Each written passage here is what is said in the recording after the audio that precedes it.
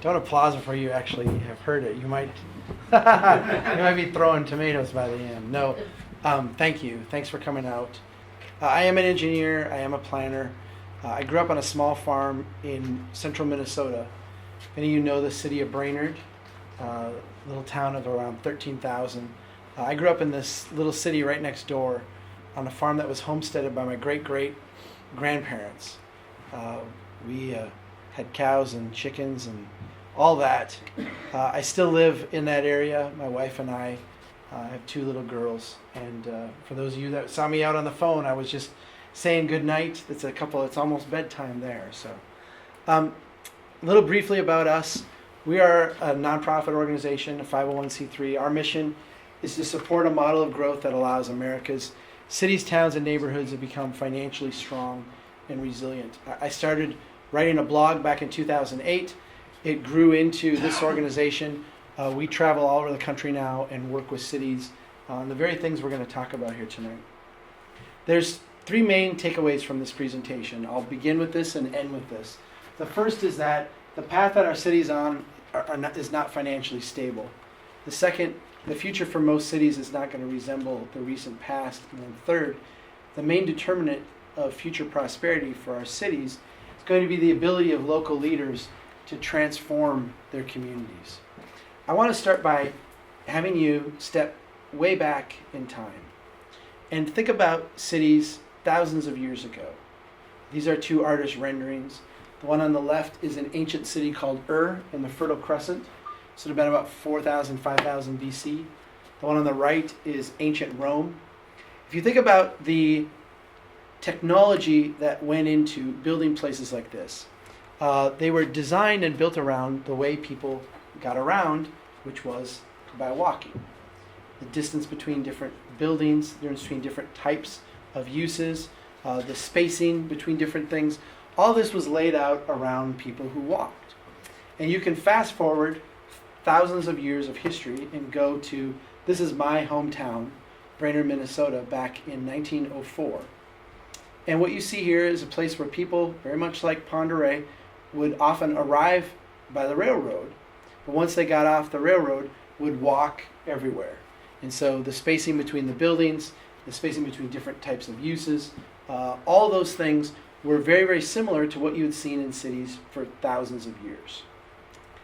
Beginning in the early 1900s and then accelerating after World War II, we began to build cities around a new set of technology, around, of course, the automobile. We came up with different building styles, different building types, different ways of laying things out on the landscape. If you talk to people today and ask them to explain this transition, we'll generally describe it in terms of progress. We used to be people who walked. We built cities around people who walked. Now we are people who drive. We build cities around people who drive. Someday we will have jet cars and we will build cities around jet cars. And someday we will teleport and we'll build cities in a completely different way. That is a very comforting way to talk about this because it paints where we're going in terms of this constant motion of progress. Everything's constantly improving and progressing. There's another way to think about this, though, that I want to put into your head as kind of a backdrop for this conversation. When we look at these two cities, even by the point that we got to here, these places had existed in one form or another for hundreds, thousands of years.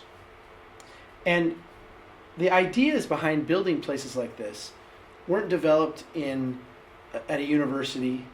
They weren't something that a large organization came up with and handed down as a decree. The way these places were built was using old-fashioned knowledge gained by trial and error. People tried something out. What worked, they copied and expanded upon. What didn't work, they threw away and didn't do again. And when I say it didn't work, people died, things went really, really bad. These guys learned how to build places the hard way by trying things and seeing what worked. And by the time you get to my hometown, back in the early 1900s, this place here, when it was built, you're looking at a style of building that was refined over many, many, many thousands of years. When we look at this style of building, we step back and look at it, we understand that this is a very young experiment. We didn't try this out in Washington to see if it would work and then bring it over here to Idaho. We didn't try it out in Wisconsin and then bring it to Minnesota. We built in this style everywhere all at once, across this entire continent. The knowledge to do this wasn't based on trial and error, experimentation. It was literally based on some ideas and some theories that some very intelligent people had, but ideas and theories nonetheless. One of the things that we are now starting to realize is that not only are we living through one of the greatest experiments that ever has happened, but a lot of the things that we maybe take for granted today or weren't very clear when we began this are now becoming too real to ignore. We're going to talk tonight about finance and why cities, despite having lots and lots of growth, are struggling just to do basic things like pay their bills, maintain their streets, and keep the grass mowed. If we look at the way cities grow, and Ponderay is no different, today we use three primary mechanisms. The first one we call transfer payments between governments. This is the idea that the state government, the federal government, are our partners in creating growth and jobs and economic development. We'll make investments in the city. Maybe they'll help build a sewer system, help build a water system. They'll give subsidies for housing, whatever type of program it is. They make these investments, and then we get growth here locally. The second mechanism is transportation spending. This is the idea that the Department of Transportation will come in. You guys call it the ITD. Yeah, okay. ITD comes in, uses gas tax dollars, maybe some other money, makes an investment in the city. That investment creates a platform where we get new growth, new jobs, new investment. So they'll widen out a highway, put in an interchange, add frontage roads, whatever it is. These are catalysts for growth at the local level. The third mechanism is debt. Public debt is a very important part of the conversation, but even more important is private sector debt, the ability of individuals to get mortgages, the ability of commercial properties to get commercial real estate loans, having a secondary market where they can be sold off, securitized, packaged up and sold around the world. It's created an enormous amount of liquidity, enormous amount of money in our system, and has allowed us to build a lot at very low rates.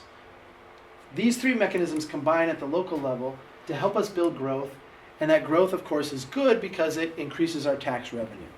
It's kind of city administration 101. And in fact, we've talked to people around town the last couple of days, and there have been a few people who have said, yep, what we really need is some more growth because the growth is going to give us the tax revenue and allow us to do things. It's important that we understand what's going on with this process. There's some really powerful incentives at play. When the federal government comes in with a grant or a loan, when the state government comes in with some type of program, when the transportation office comes in with a project, or when the private sector comes in and makes some type of investment, for us as local taxpayers, for us as a local government, our share of that transaction is usually very small. We may have to pay for some upsizing, we may have a small local match, but the bulk of the heavy lifting financially is being done by other people. We, however, get all this additional revenue now. We have all this new tax base, we have all this new revenue coming in. So we have very low cost initially and very high revenue initially.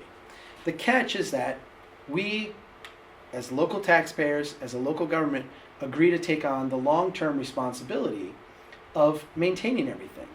We agree that we'll provide fire protection, police protection to all these places. We will fix the pipes and the pumps and the valves and the roads and the streets and the sidewalks and the curbs. We'll take on that responsibility. What we are doing is we are exchanging a near-term benefit in cash for a long-term liability. There's only two ways that this works out if you look at a long time frame. If we say we want to be around more than a generation, more than 2 generations, we want to be around a long time. Either growth is going to have to continue at ever accelerating rates.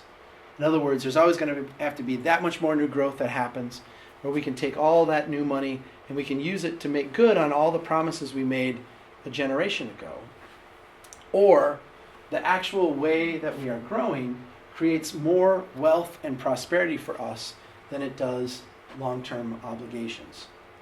I think everyone understands that the first one's not true. The first one just mathematically can't be true. But even if it could be, we've experienced now, this kind of thing in our marketplace. Unfortunately, the second one is also not true. This is where this presentation will get a little bit technical. I'm an engineer, so I have to do a little bit of geeky stuff. I'll walk you through this so it won't be too painful. One of the things that we did early on is we said, there's this theory that engineers have, this theories that planners have, this theories that economic development officials have, that when you build these systems, the more you connect the system, the more powerful and productive and beneficial it becomes. We started to question that. And one of the things that we did to analyze it was to say, let's try to break down and look at the parts of these systems that can be measured and find out what's going on. So we looked for models and examples that had the least amount of background noise that you could find. This is a prime example. This is a dead-end cul-de-sac. Residential homes along it. These are 2.5, 5-acre lots, somewhere in those range. There's no through traffic. There's no commercial traffic. There's no chance that there'll ever be through traffic or commercial traffic.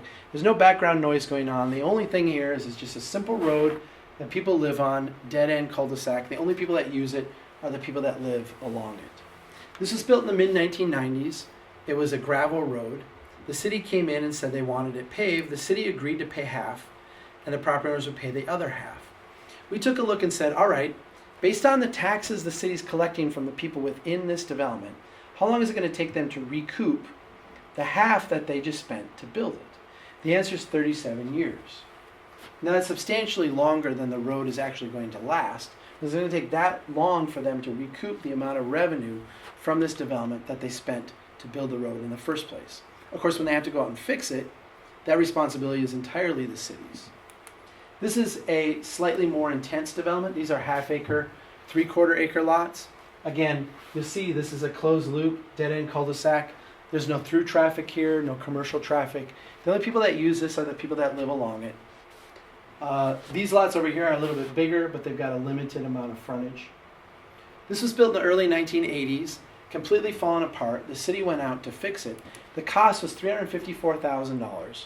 We asked the question, all right, based on the taxes the city's collecting from the people that live within this development, how long is it going to take them to recoup what they just spent to fix it? The answer is 79 years. Ridiculously long time, right? Way longer than the road will ever last. So we asked the question, all right, if the city wanted to try to collect enough revenue from these property owners to have the money to pay to fix the road between now and the time the road needed to be fixed, what would that mean? It would mean an immediate 46% increase in taxes, in annual increases of 3% over inflation every year for the next 25 years, with all that revenue going just to maintain the roadway. Now, we culturally have this notion that maybe we lose money on residential property, but we make it up on commercial property. Commercial is our cash cow, to which my first response is always, okay, I don't know any corporation that loses money on 90% of what it does and tries to make it up on the last 10%. I don't know why an incorporated municipality would think that was a good strategy. Nonetheless, sometimes people will look at the first two examples and say, well, that's residential property, we make it up on commercial. This is a business park. This is a kind of high-end investment that cities make to try to attract businesses into the community. This one was built in the mid-1990s. It's completely built out. Every lot is occupied. The city felt this project was so successful, they wanted to repeat it, build the exact same thing on property they own right next door. So just build the same thing right over there. We said, all right, if the city could build the same thing at the same amount of money and get the same return, would that be a good investment? In today's dollars, it would cost $2.1 million to build. There's $6.6 million of investment that has happened in that park. Now, pause here for a sec. Of that $6.6 million, 4 of those lots belong to a church. I go to church. Churches are a very important part of the community, but the church doesn't pay any taxes to the city. Two of the lots belong to the school district. My kids go to public schools. I went to public schools. The school district is very important. But the school district is not paying any taxes to the city for their bus facility. One of the lots is a county maintenance facility. One of the lots is a city maintenance facility. Of the remaining lots, the ones that theoretically are private sector taxpayers, every single one was either sold for $1 and or received a long-term tax subsidy in order to attract those businesses to the park. For the sake of our analysis, we assumed that every lot in the new park would be built on within 1 year. There would be 0 subsidies, and everyone would be a full tax-paying entity. If that were the case, and if every dime of new revenue the city brought in went to paying down that debt, it would still take almost 3 decades, 29 years, for the city to break even. That's 3 decades where everybody else's taxes would need to go up to pay to plow the snow off the streets, to mow the ditches, to provide police and fire protection, and that's in the most wildly optimistic of scenarios. I used to give about 8 or 10 examples, and people used to start like, okay, I get it. If you want more examples, I'll give you our website at the end. There's a bunch of them on there. Let me just explain, cut to the chase, and show you what's going on. And again, I apologize for being an engineer. I like charts. There's only 4 charts in this whole presentation, so we'll get through them and then we'll be done with charts. Let's say that a developer comes to town, says, I have this piece of property I would like to develop. I'm not asking for any subsidies from you. I'm not asking for any variances from your rules. I'll follow all your regulations. I will go out and build all the houses. I'll build all the commercial properties. I'll put in the roads and the streets and the curbs and the sidewalks, all up to your standard. I'll put in the pipes and the pumps and valves, and I'll put in the meters, and I'll build everything. The only thing that I'm asking of you, the city of Ponderay, is that when I'm done building all this stuff, you agree to take over the long-term maintenance of all this infrastructure. What would we say? We'd say, fantastic, right? Yeah, we'd say, you're joking me, right? This is almost too good to be true. Let's say then that when it was done, we're going to be smart, prudent people. We weren't planning on this money coming in. What we're going to do is when the revenue from this new development comes in, we're going to take that portion that would normally go to pay to fix stuff, and we're just going to set that aside. And every year when the money comes in, we'll set that portion aside and we'll allow it to accumulate. And when we get out a generation from now and we have to make good on that promise we did, that we'll fix and maintain and take care of everything, we'll use that money to do it. This is what that looks like. In year 1, everything is shiny and new. The money comes in. We take the portion that we normally spend maintaining stuff in other parts of the city and we just set it aside. Second year, more money comes in. We take that portion, we add to what we had in year 1.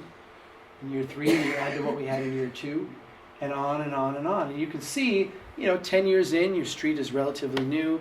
15 years in, your pipe is relatively new. It's not costing you anything. And you just continue to accumulate money.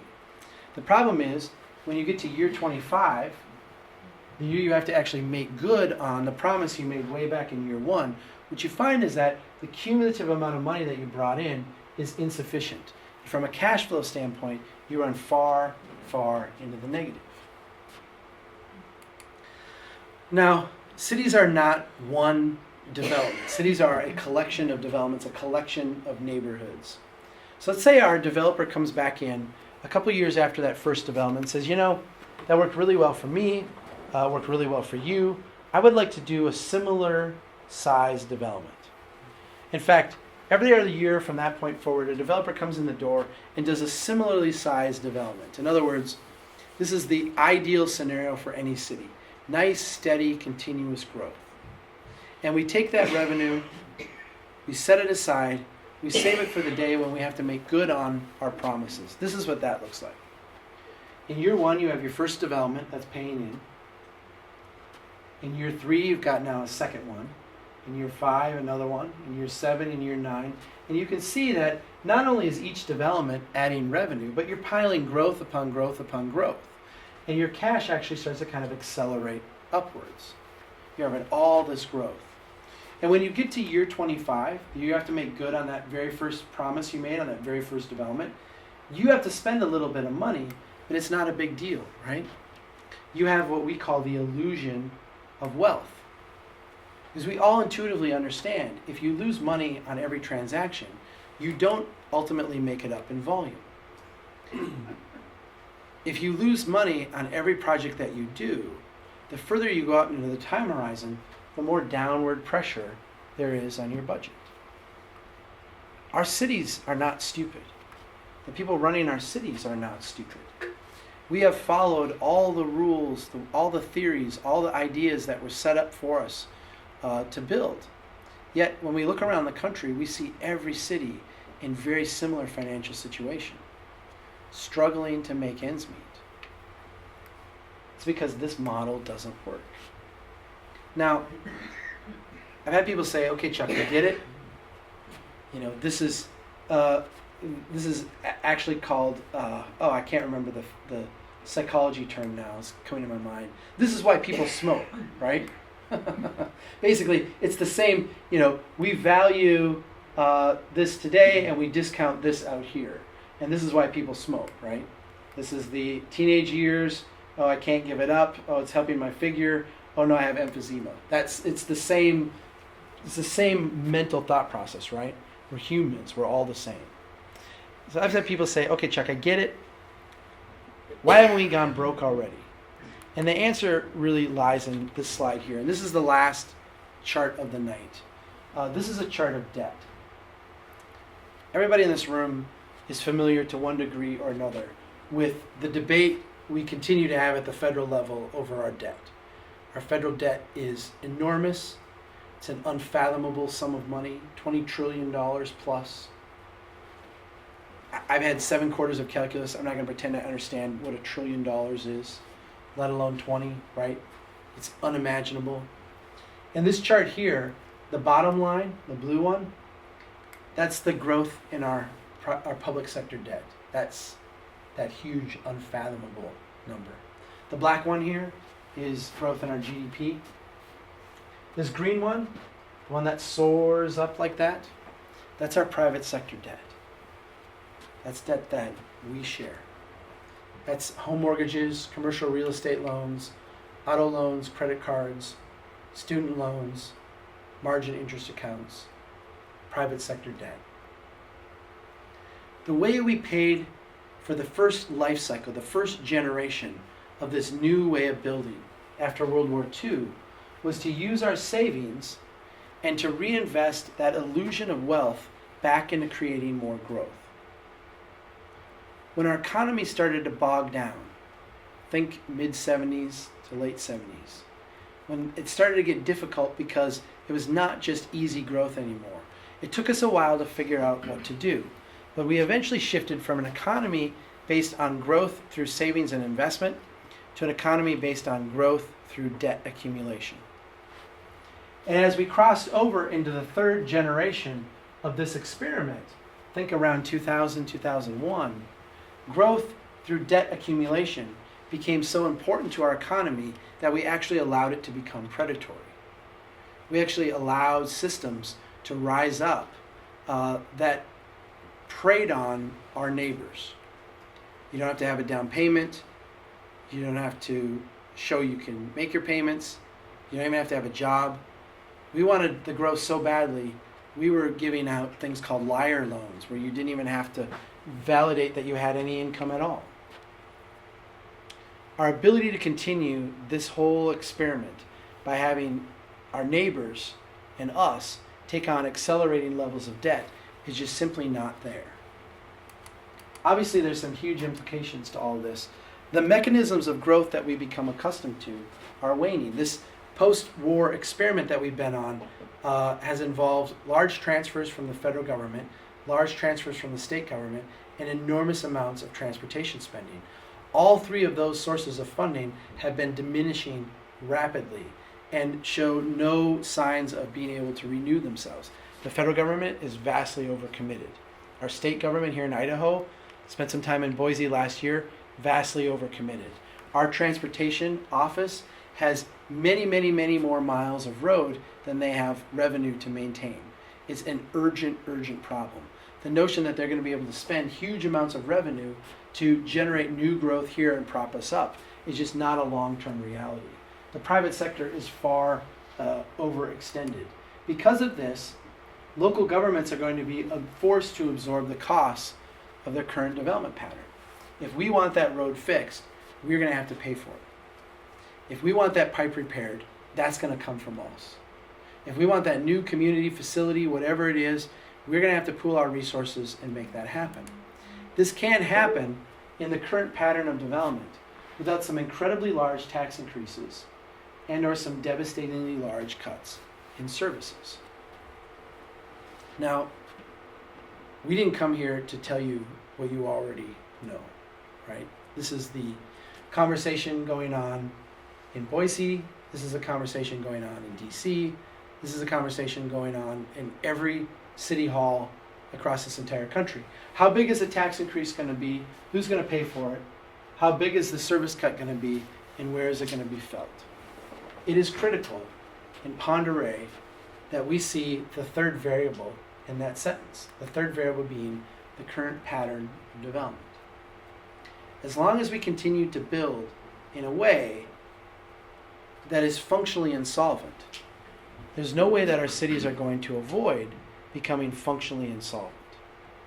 As long as we continue to build with an approach that gives us an illusion of wealth today in exchange for long-term obligations that we can't hope to meet, our cities are going to be unable to avoid going bankrupt.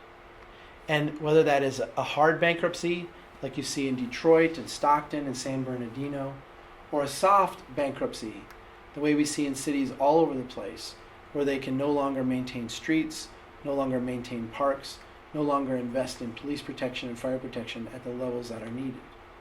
We have to start having a conversation about how we get more out of the investments that we're making. So what do we do differently? I always like to start the conversation about what we do differently with this photo. Again, this is my hometown back in 1904. And as a planner, I'm blown away by this picture. I look at what my ancestors built and it's just amazing. They have the buildings just lined up perfectly. They're at the exact right classical ratios. They're not too far apart, they're not too close. The segmentation of the public space is perfect. The buildings themselves have great symmetry. The way they front the public realm is just perfect. This is a brilliantly, brilliantly built place. We would kill to have a street like this today in our town. Let me ask you a few questions about these people. How thick was their zoning code? How many boards and committees did they have to go to get permission to build something? How many tax incentives did they give away? How much economic development money did they get from the state and the federal government? These people didn't even have 30-year mortgages, right? These were a bunch of illiterate lumberjacks in the middle of nowhere. In Brainerd today, 2.5 hours north of Minneapolis, St. Paul. Back then, it was like the wilderness, right? It was the middle of nowhere. Yet look at the place they built. How did they do this? How did they do this? It's really simple. They took the materials they had and they copied what they knew worked. After 60 years of a new style of development, after 60 years of all of our theories about how to create growth, after 60 years of engineers and planners coming up with plans and standards and codes and regulations, this exact same street looks like this.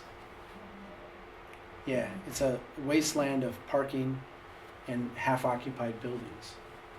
If you want to understand in one photo why our cities all across the country are going broke, it's right here, right? There's $500,000 of public infrastructure in that street. Where's the tax base to support that? Where's the tax base going to come from to actually pay to maintain that generation after generation after generation? I was giving a talk a year and a half ago in Boise at, I can't remember what university it was, but I was giving a lecture in a class, and I showed this picture, and a student raised their hand, called on him. He stood up. He said, Chuck, I am from Costa Rica. Costa Rica is a very poor country. We can't afford to build the way that you do. When we build, we have to build one block at a time. And before we build the next block, we have to make sure that every space is filled out on the block we just built, because we're poor. We can't afford to build the way that you do. We're a poor country now too. We can't afford to build this way either. And for a long time, that illusion of wealth made us think that this kind of thing didn't matter. That we could have miles and miles of pipe, we could have miles and miles of road, and we didn't have to worry about what the tax base was. We didn't have to worry if there was a return on any of those investments. We're now a poor country. We now owe more than we have wealth. The median family has a negative net worth. That's not a wealthy country. So we have to start thinking differently about our places. We have to start realizing that we can't build like this. So what do we do differently? And I think doing stuff differently starts with stopping bad practices. The worst practice that we have, especially in small town America, especially in places this size, is the notion that build it and they will come is a great strategy. Build it and they will come is a brilliant movie plot, right? Cornfields, baseball, it's got a little bit of everything, right?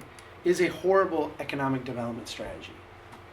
We are in what we call the desperation phase of this suburban experiment, the phase where we're so desperate for growth that our local governments have become the dumb money at the card table. You need a tax subsidy to come here? We got it. You want a shovel-ready lot? We're going to have it built and ready to go. This is not how our ancestors operated.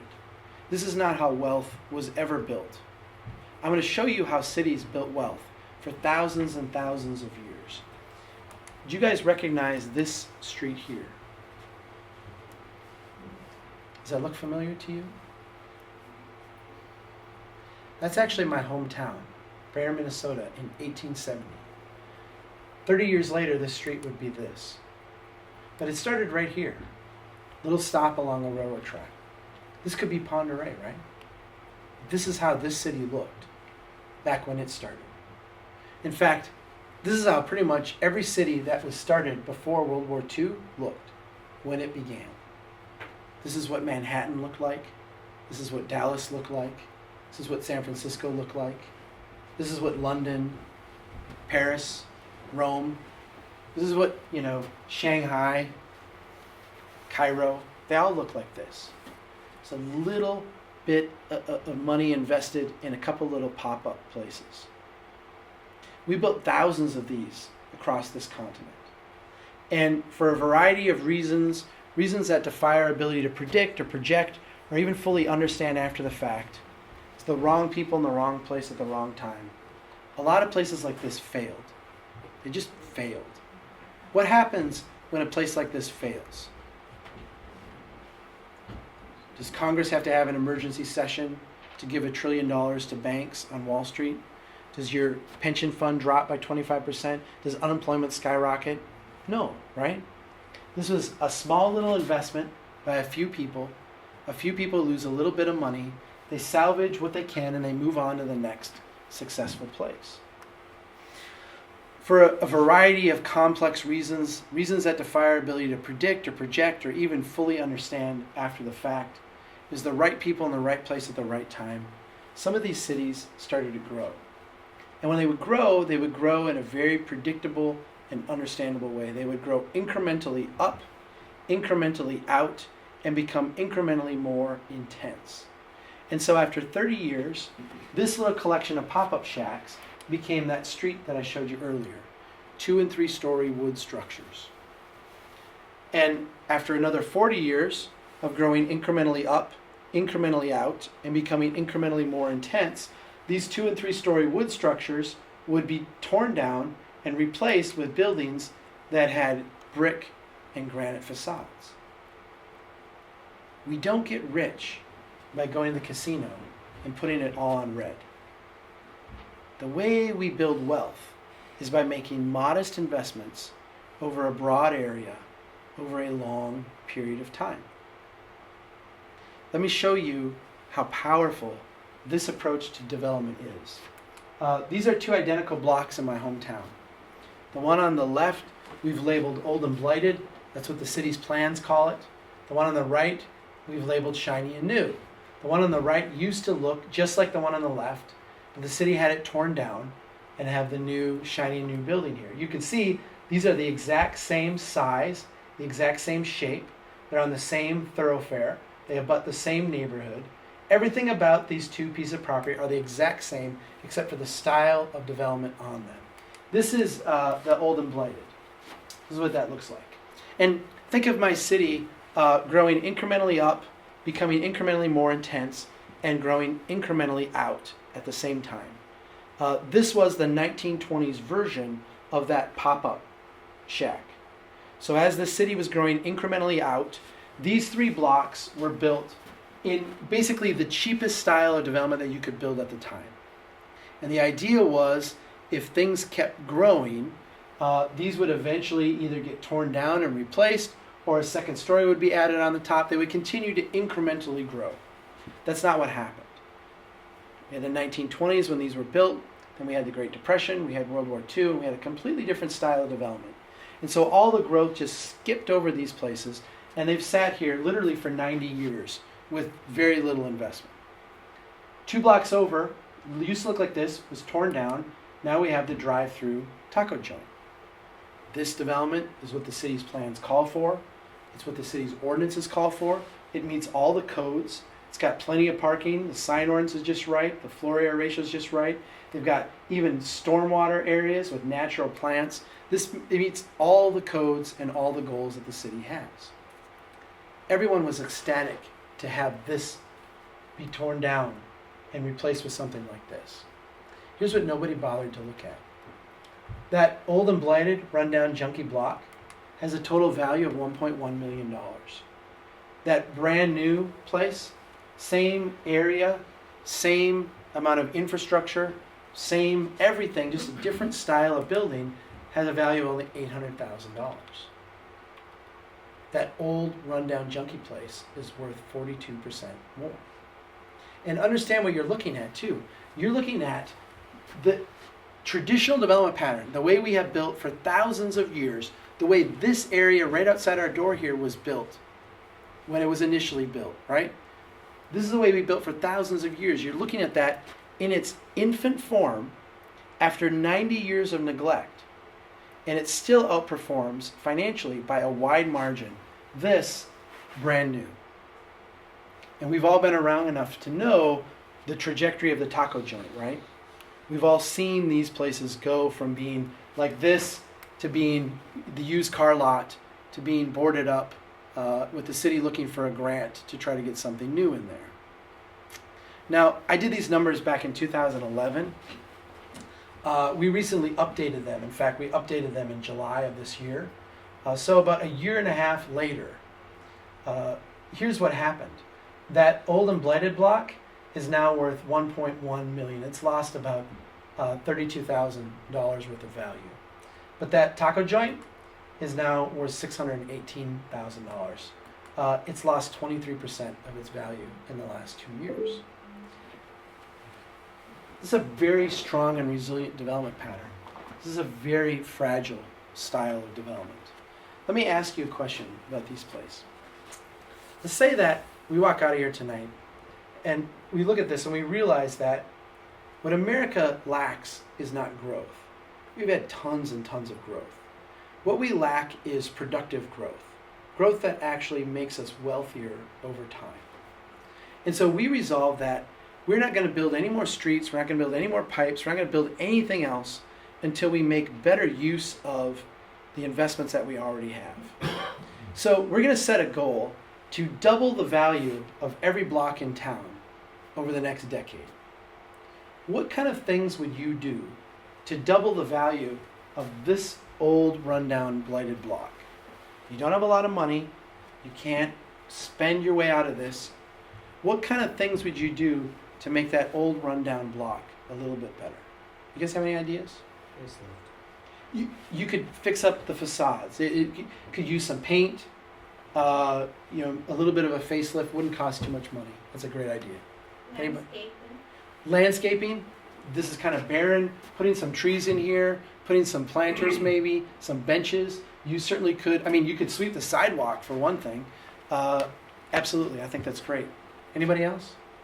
Please? Apartments on top. You know what? We could change our code so it's legal to build an apartment on top. It's not legal right now today. We could make that legal. Hopefully get a second story. I think that's a good idea. Anybody else? You see what we're doing here? We could literally go out on the street, grab 20 people at random, say, come up with 50 ideas to do, and we'd walk out of here in an hour with 50 ideas, right? We understand this. We get this. We know how to do this. Let me ask you this. If you're going to double the value of this property over the next decade, what would you do? You don't own it. You don't have the money to buy it. What would you do to double the value of this? Their business model relies on parking. They're not going to want to give that up. What would you do? I tell you what, I have all these initials behind my name that supposedly says I know something. I have no clue. I have no idea at all. This is a development pattern with tremendous financial upside and very limited downside. This is a development pattern with a very limited upside and a downside that can literally go to zero. We see the same thing on the edge of our communities. This is a Mills Fleet Farm building. This has got a Midwestern big box store. Here's the original size. It was so successful they doubled it. This is an auto dealership and a gas station. This is 19 acres, most valuable 19 acres in the entire Brainerd Lakes area, right? We would kill to have another one of these. When these people show up at a council meeting, we just stop the meeting and ask them, what can we do for you? This is roughly the same size. This is 19 acres of the downtown of my hometown. This is Brainerd, Minnesota. If you have seen the movie Fargo, you saw a not so flattering but not so inaccurate depiction of downtown Brainerd.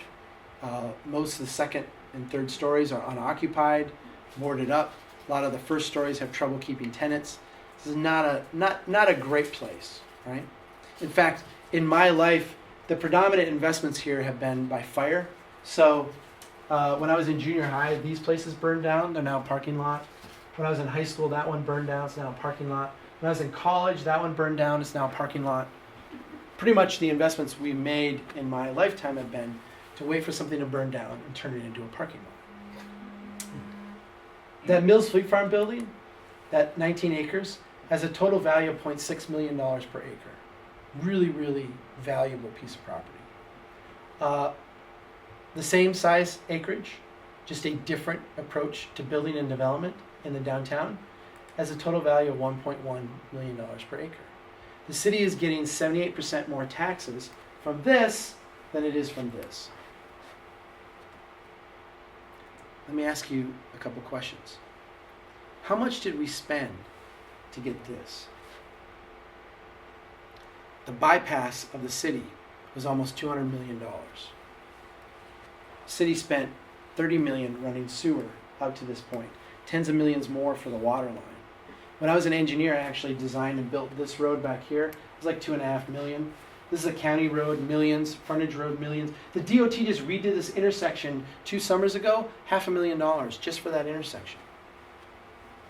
How much did my generation spend to get this? Nothing. That was wealth that my great-great-grandparents and their contemporaries built slowly and incrementally over time and gave to us almost as an endowment, right? As wealth that would be there forever. And we have slowly milked it. Mills Fleet Farm will someday go out of business. Every company goes out of business at some point. They'll pick a different location, they'll go out of business, something will happen. This is, heretical in my hometown to think about. We don't have the Hudson Bay Company anymore, right? Every company eventually meets its end. What will happen when this building is no longer a Mills Fleet Farm? It will decrease the valuation of the other place because that's less jobs. It will. Whatever goes there is not going to be as valuable as Mills Fleet Farm today, right? This is the pinnacle of value. There are 134 different properties in the downtown today, despite all the ones that have been lost to fire or what have you. What happens when one of those 134 properties goes out of business, loses a tenant, has someone move out of their apartment? What happens? It essentially becomes an opportunity for someone else, right?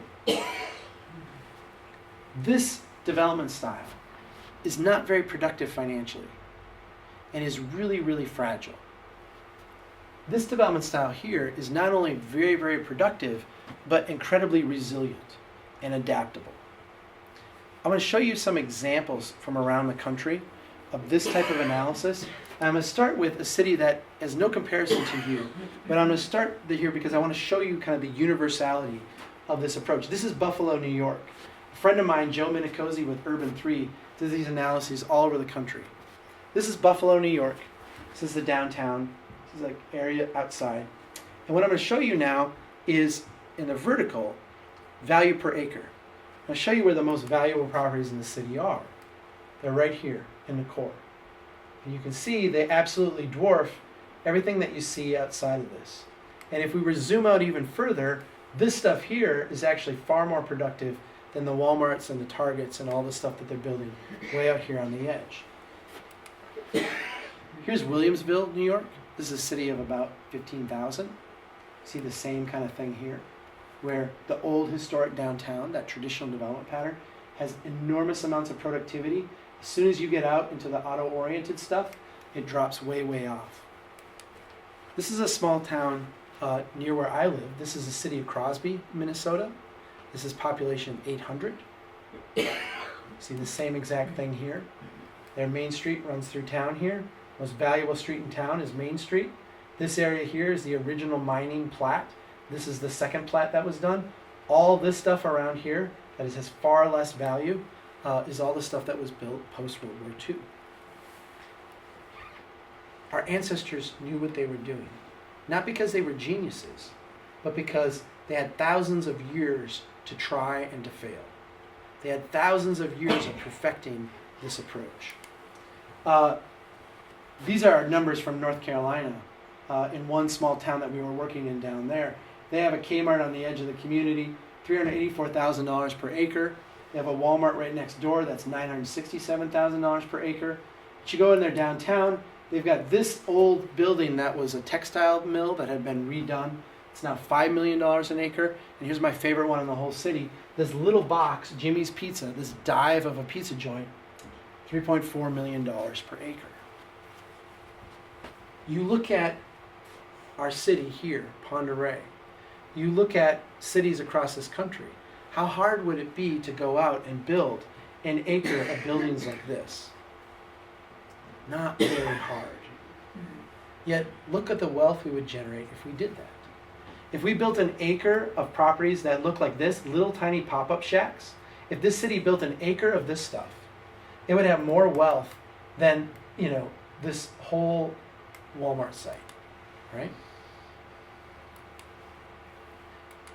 What's your most valuable piece of property? Any guesses?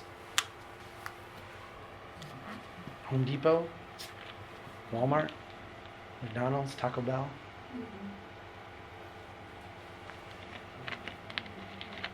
Any ideas? Mine. Which one's yours? Is it that one? That's a cool building. That's your most valuable building. Wow. If you replicated that, or a facsimile of that throughout this area over the next generation, this place would have so much wealth you wouldn't know what to do. As an incredibly valuable building. Doesn't feel like it, does it? It's because we're programmed not to see the wealth and the value here. I'm going to show you some more photos of your community, and I don't do this to antagonize you in any way, but to help you kind of see the hidden potential that is all around you. Because when we look at this community, we see a ton of potential, a ton of things that we can do here. And I hope by the end that we kind of have that in your eyes too. But I want to show you some of the things that maybe aren't working quite as well. What do you guys see here? Storage sheds. Yep. What else do you see here? Not much. Fire hydrant. A fire hydrant. What does a fire hydrant tell you? I tell you what it tells me. A fire hydrant is about $4,000, and the pipe in the ground that gets that fire hydrant is put in at about $120 a foot. You also have sewer right there, which is another $100 and some a foot, and you've got a paved road. You literally have $50,000, $60,000, $80,000 worth of infrastructure for storage sheds. Storage sheds don't employ anybody. They don't hold their value all that well. And they certainly don't need water and sewer. These are the kind of like subtle things that we do in communities that bankrupt us slowly. Because this seems like a good investment, right? We get someone come in, this is maybe an unused vacant lot, they'll build something that creates value. How can that be bad? How can that be bad? Yet when you pair it with the public investment that's been made out here that we're all responsible for, there's a huge disconnect between the two. A huge disconnect. This one, I know is not you, but I pin this on you because this comes from what you do. I looked at this today. What do you guys see here? It's a dumpster, right? What's special about this dumpster? Screen. It's screened. Thank you. It's screened, and it's properly screened, right? We have regulations that call for nasty things like dumpsters to be completely screened from adjacent properties. So no one traipsing through this woods is going to have to look at and interact with this nasty dumpster, right? Who has to look at and interact with that nasty dumpster? The people right across the street, right? You look out your window, you're looking at the trash. You come out your front door, you're looking at the trash. That's what you're looking at right there. That's what our codes do. Our codes are less concerned with people and more concerned with other things. I want to show you a couple other examples because we spent some time in this, and this development, there's a ton of money that's been invested here, right? Some people have dropped some huge dollars into this development. We met one of the guys out there who said that he was a manager of the place, told us that he has to carry a weapon, that they have had break-ins and cars being robbed and all kinds of stuff. Before he even told us that, I, in a sense, said, this is not a safe place to be. Why? Well, if I want to commit a crime, I want to be in a place where no one's going to see me, right? No one's going to see you when there's no windows. Have you guys ever heard the term eyes on the street? When we go back to those old developments, this neighborhood here is beautiful for this. That old building I showed you, that is your highest, most valuable building. That block of my hometown, I say I just love it. The windows are just perfect. What's going on is that these places, for thousands of years, didn't have police departments. They didn't have cameras. They didn't even have weapons, except clubs, right? What did they do? They built their buildings so that they had natural built-in surveillance. Everybody faced the street. Everybody had windows that faced the street. And so if you were out on the street doing something nefarious, you didn't know if someone was going to be looking out their window to see you. Because they might be back in the house and see you. This became a safe place because there were eyes on the street. And when we look at the way we build places today, the street's a nasty place because that's where the cars are. So we don't want to look at that. We don't want to interact with that. We build buildings like this, and we build buildings like this. These are inherently unsafe places. And as they age and start to go into decline, they become even less safe. We have too many of these in this city. And so our challenge is to get him to change his codes so that we're not mandating this kind of stuff. And for us to understand that when we're building things, we have to build in a way that will be there generation after generation and not be designed like this to have a steep decline curve. This is something we call a strode. A strode is a street road hybrid. We call this the futon of transportation. if you think of a futon as an uncomfortable couch that makes into an uncomfortable bed, this is a piece of transportation that is trying to do two things at once and doing neither of them well. It's trying to be both a street and a road. What is a road? Think of a road as a replacement for a railroad. A railroad is a road on rails. You got on one spot, you got off on another. There was a high-speed connection between the two. You didn't have drive-through railroads, you didn't have frontage railroads. You got on, you got off, high-speed connection. If you look at this, we've designed this so that people can drive through here fast. We have 4 highway-sized lanes. We have turn lanes to get the through traffic out of the way, or the turning traffic out of the way so the through traffic can speed through. We've spent an enormous sum of money to make this so that cars can go quick. Do cars get to go quick through here? No. Because you have a low speed limit and you have traffic signals that make them stop. So even though we've invested money in a road, you don't get the results of that investment. What is a street? A street is, and always has been, a platform for creating wealth. A platform for creating wealth and prosperity within the community. And if you look at this, we've done things to try to make this street more of a wealth creation platform. We've added wide sidewalks. We've put in decorative lights. There's banners that go out here, planters, benches, all kinds of stuff that get put out here. We've made an enormous investment to make this place wealthy. Is this place generating a lot of wealth? No. Why? Because if I'm going to shop at this business here, and then I want to go over to this business here, I'm not going to walk across 1, 2, 3, 4, 5, 6, 7 lanes. I'm not going to walk down here, wait, get, okay to walk across, go back. What am I going to do? I'm going to get in my car, I'm going to whip a U-turn, and I'm going to come around here. And these businesses know that. And so what do? They put in big parking lots, they put in drive-throughs, and they cater to people arriving and shopping in their vehicles. You get a return on investment that is much closer to that taco joint than that old and blighted block.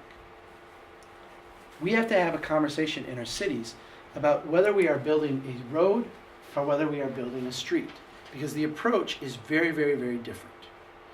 We have confused this not only here in Ponderay, but all across this country. The way to solve it is very, very clear. We need to build great roads, and we need to build fantastic, productive streets. We know how to build good roads. Engineers are taught how to build highways. They know how to do this. We start with a design speed. We say, how fast am I designing this for people to go? We then say, how many cars am I expecting to handle? Given those two variables, what does the code say that I do to build a safe road? And then how much is this going to cost?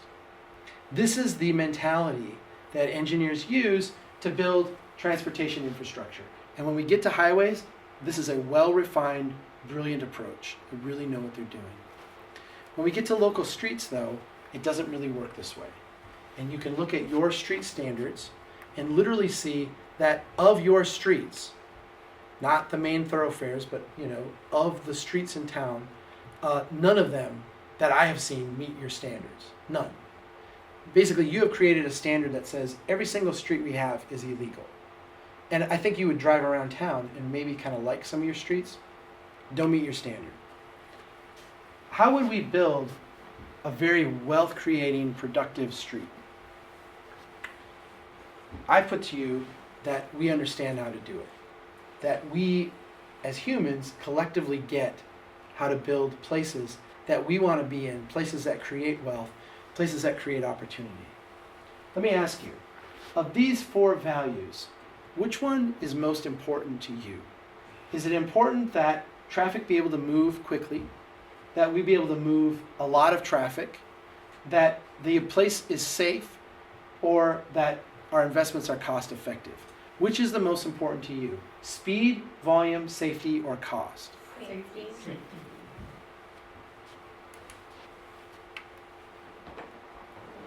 Of these remaining 3, when you think of the streets out in front of this building, the streets out in front of where you live, streets throughout these neighborhoods, is it more important that we be able to move cars quickly, move a high volume of cars, or that our investments be cost effective? Speed, volume, or cost? Must. Is it more important to you that we get cars moving quickly or move a high volume of cars? Would it be more important for speed or for volume? Volume. Do you see what we just did? I can't change these slides as we go. This is what was pre-programmed in there. And it's pre-programmed in there because I've been all over this country and done this exact same thing, and people answer the exact same way. If you're building a street, if you're building a place where people are going to be, we want it first to be safe, then we want it to be cost effective. And only then are we going to worry about how many cars we can move and how quickly they're going to go. This is an inverse of the approach we take when we build places like this. Strohs. You got them, right? These are the most expensive places to build and generally give the lowest per foot tax return. And beyond that are the most dangerous environments, not only to drive, but to walk in. We've got some challenges ahead of us, and we have to make some decisions in this city on whether these are roads for through traffic or whether they are streets for creating wealth. If they are roads for through traffic, then the things we've got to do are pretty clear. We've got to close accesses. We've got to, say you're going to have to access these properties from a different way, not from here, because turning traffic is really, really dangerous on a road. We need the cars to move through here really, really quickly. If this is going to be a street, then we got to talk about doing the opposite. We got to talk about getting rid of this. We got to talk about narrowing lanes. We got to talk about putting bike lanes through here. We got to talk about creating what in engineering is called edge friction to slow things down. We got to add some vertical elements, some trees over here. We got to bring the development up to the road so things that are built are going to be closer and start framing that public realm the way a valuable street does. Those are not going to be easy moves to make. They're not going to happen overnight. But we have to do an evaluation of our city here. And I hope in the comp plan process as a part of it, we look at this and say, here's where we're building roads, here's where we're building streets, and then deploy our resources. This is the last thing I want to go through, and this is probably the most important for Ponderay and where we're at today. This is a street in Memphis. Memphis is a very desperate place. If you look at the statistics, the ones you don't want to have, Memphis and Detroit are often 1-2, 2-1. Homicide rate, out of wedlock births, poverty rate. Memphis is a place that has struggled a lot. This place used to be a streetcar stop. In the 1950s, the streetcars were ripped out. A highway went in a block over here, kind of tore the neighborhood in two. These businesses along here that used to serve that rail car just died. Residents in this neighborhood, fed up with the neglect, fed up with the decline, fed up with the city not doing anything, took matters into their own hands.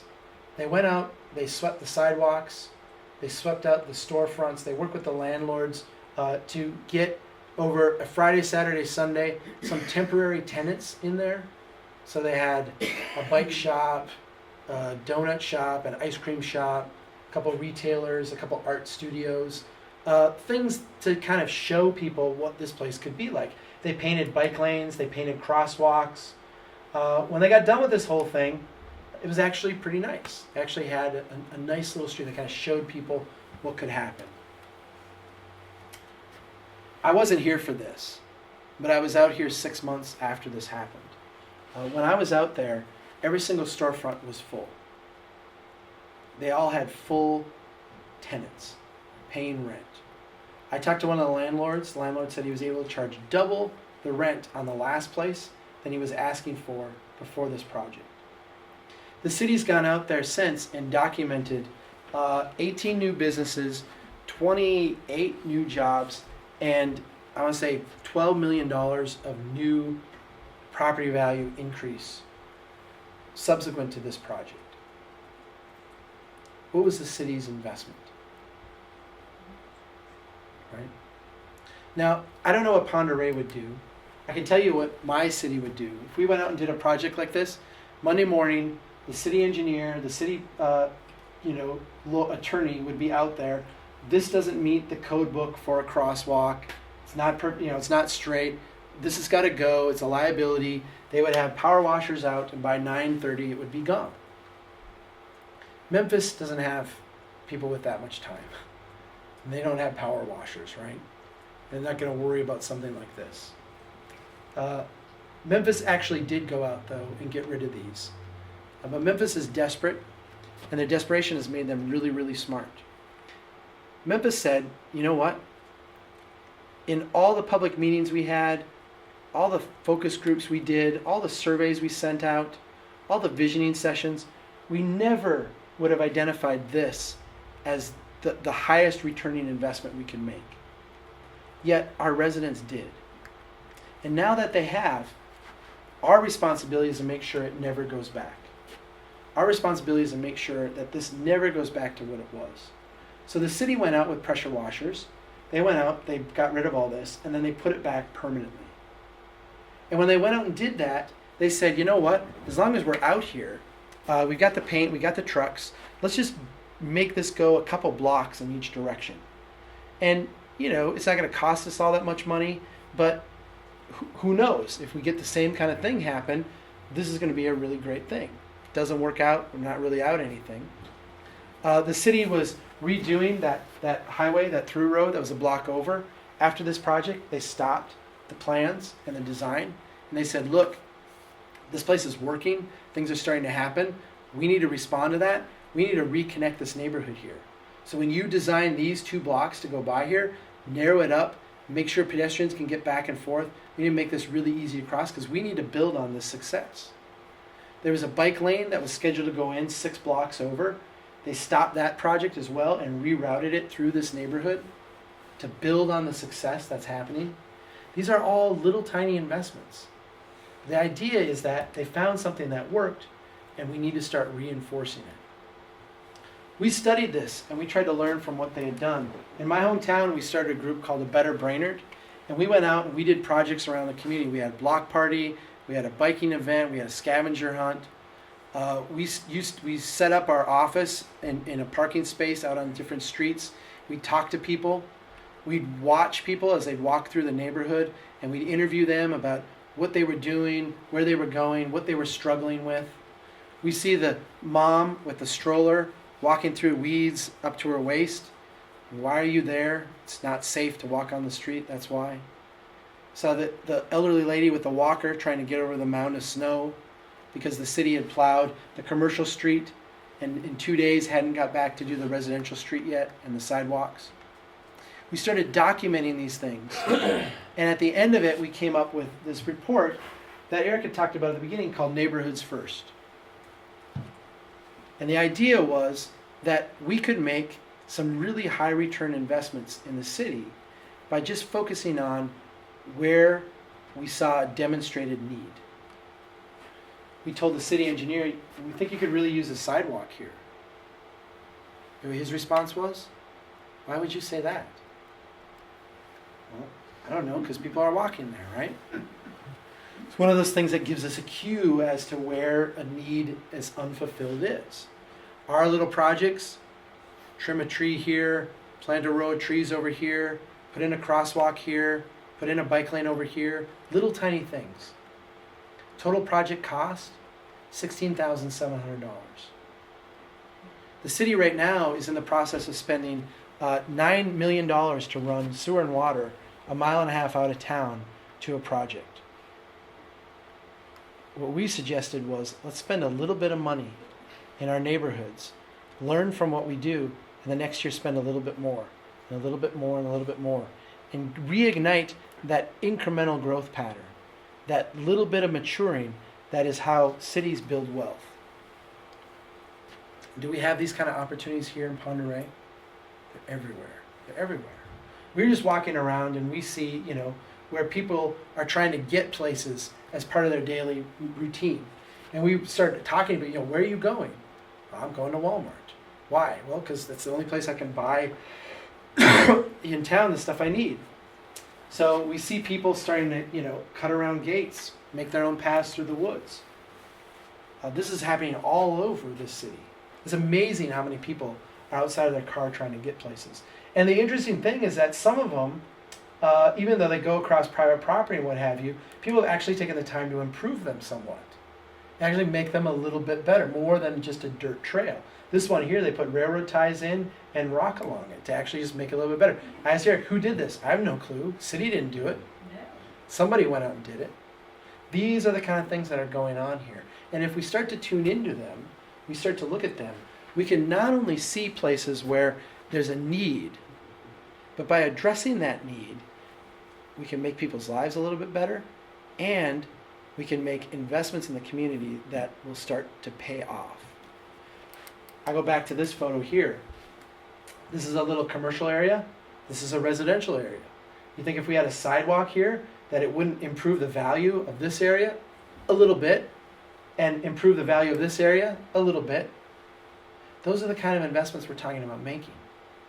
Not huge bets, not multi-million-dollar things, but small little things that address needs that people that have been clearly identified to make people's lives just a little bit better. Here's someone walking along your main strode through here, right? And we see tons of this. If you start watching this, fascinating thing, I've been walking all over the city. Try walking around here. It is not easy. It is not an easy thing to do. Very dangerous, but here you go. People are using it. You tell me if we made this a little bit easier. I'm not talking about spending even thousands of dollars. I'm about doing little things that make this a little bit easier. We can improve the experience of living here. We make it easier to live here. More people will want to live here. More people will invest here. This is the incremental pattern of development that is making cities wealthy. All we have to do is start looking at the place a little bit differently, thinking about it a little bit differently, and looking for those really small investments. On Saturday, remind me of the schedule. Tomorrow morning I'm on the radio. I can't remember what we're doing tomorrow afternoon, but I know we got something. But I know Saturday, we're meeting here. Do you know what time? 11 o'clock. And we're going to do just a walk around the neighborhood. And from the eyes of a really great planner, someone who can talk a lot, but maybe is not so great, we're going to give you kind of a little bit of what we see. When we look at this neighborhood, like I said at the beginning, I see nothing but potential. This looks like a great place to me. Is it down on its luck? A little bit. Is it a little bit neglected? Yeah. Could it be a lot better? No doubt. But we want to show you through our eyes what we see and talk about some of the little things that we think could be done here, and also hear from you some of those same things. Ponderay is never going to be a wealthy city by getting a Costco or a new development or whatever the next big best thing is. Ponderay can be a wealthy, prosperous city if we look at our neighborhoods, we look at our neighbors and say, how do we make this just a little bit better? And if we wake up with that each day, and each week, and each month, we try to make it a little bit better, by the time we go a year, 2 years, 5 years, 10 years, this place will be fantastic. Fantastic. That's our vision, and that's our dream. And if you come out on Saturday, we'll talk in specific detail about how we do some of those things. So let's finish up. The current path cities are on is not financially stable. We have all built in the same way at the same time. We are all fragile in the same way at the same time. This isn't a Ponderay problem. Sandpoint has this exact same problem.